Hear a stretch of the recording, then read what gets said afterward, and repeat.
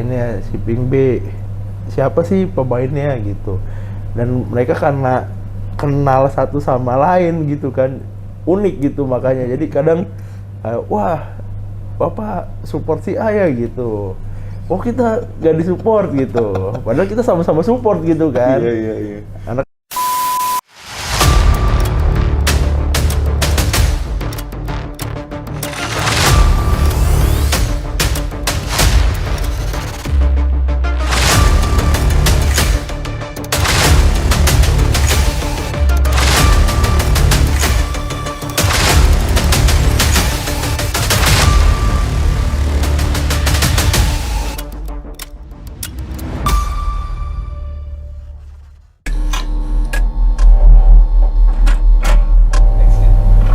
Halo Kang Ricci, balik lagi di channel YouTube-nya Ricci Wijaya dan masih di segmennya Rich Bluesy dan masih bersama kawan kita yaitu Bang Edo.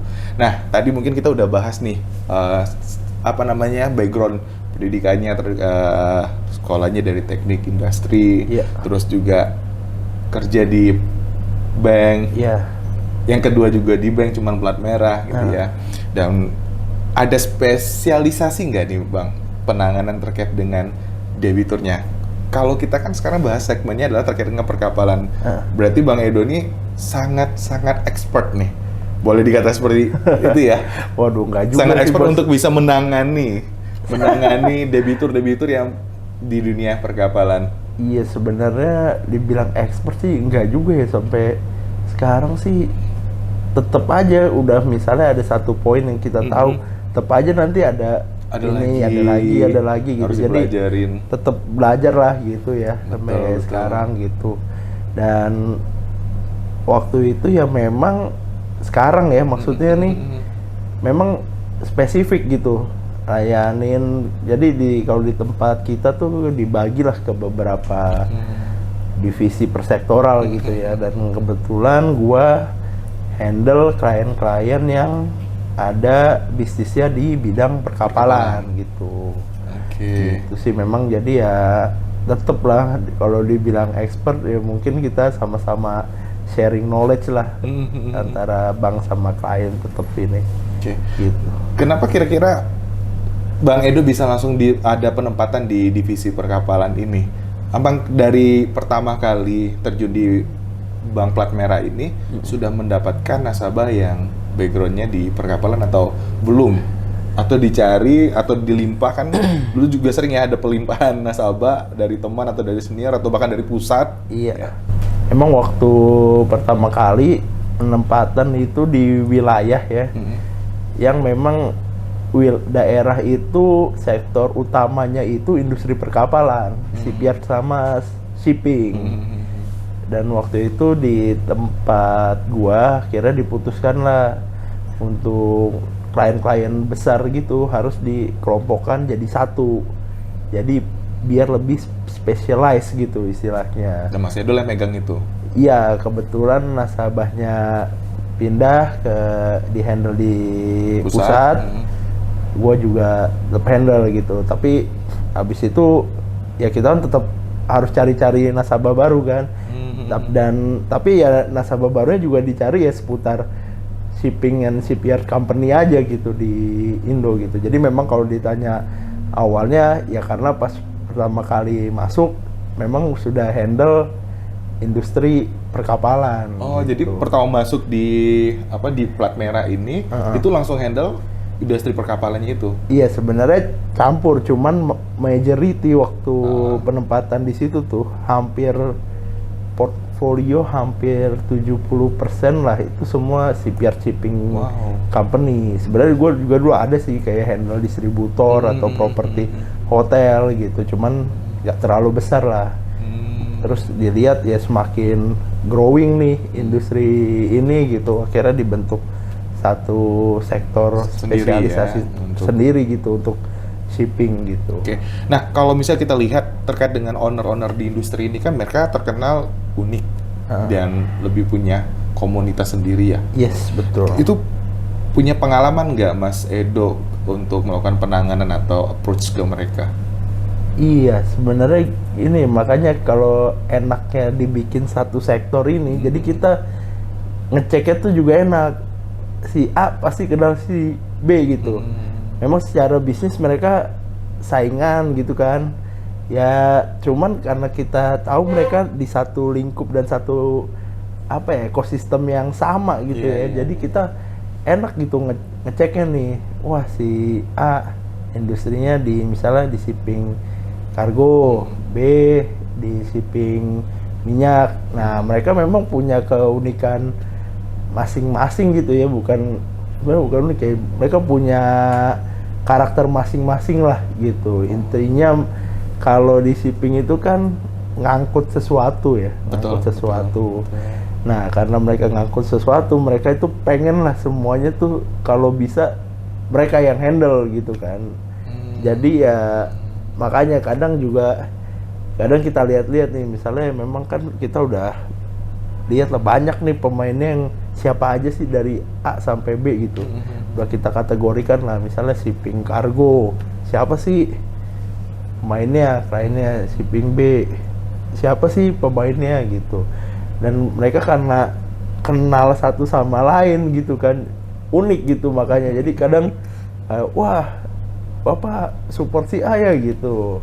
Oh kita gak disupport gitu, padahal kita sama-sama support gitu kan. Iya. Karena kan pengen kalau semakin banyak nasabah ya kan tuh profit juga kan buat kita gitu. Iya. Jadi ya mereka uniknya gitu sih, karena ya itu, karena di shipping tuh punya lah komunitasnya, kalau Insa ya kalau nggak salah tuh mereka tuh pasti kenal lah jadi satu sama lainnya gitu. Berarti justru nggak mengalami kesulitan ya Mas Edo dalam mencari nasabah untuk industri perkapalan nih. Terus dapatnya dari referral antara mereka sendiri. Iya, justru kita ngelihat sih kadang memang siapa sih nih di contoh ya kayak di Insa nih anggotanya siapa aja gitu. Siapa aja sih yang besar-besar ya gitu. Itu pasti kita approach dan kita udah data sih, ada listnya gitu. Memang belum semua gitu ya jadi klien kita, tapi kita udah punya pakem nih yang mau kita bidik jadi klien kita, yang mau kita kembangkan klien existingnya gitu. Siapa-siapa aja kita udah tahu lah gitu. Jadi ya enaknya gitu, ini udah per sektor gitu ya. Dan shipping nih kalau kita lihat sekarang kan juga lagi growing banget ya. Lihat harga komoditas sekarang begini gitu. Cuman ya kalau dilihat flashback kayak tahun sebelumnya gitu ya, 2015 gitu, waktu harga minyak jatuh ya banyak juga yang kena dampaknya gitu. Sekarang harga coal batu bara lagi naik juga, semua orang jadi beli kapal. Terus apa perang Ukraina Rusia juga kan, Ukraina tuh salah satu penghasil baja ya terbagus ya untuk bahan baku kapal juga.